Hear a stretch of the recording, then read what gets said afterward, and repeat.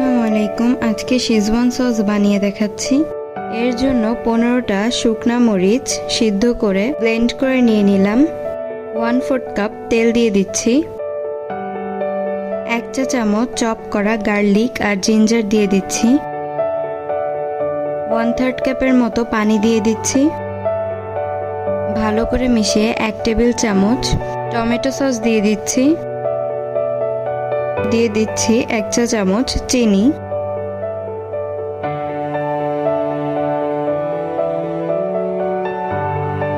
ভালো করে মিশিয়ে লবণ দিয়ে দিচ্ছি।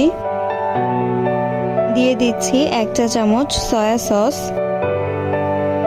যখন তেল উপরে ভেসে উঠবে তখন বুঝে নিতে হবে যে আমাদের শেজওয়ান সস রেডি।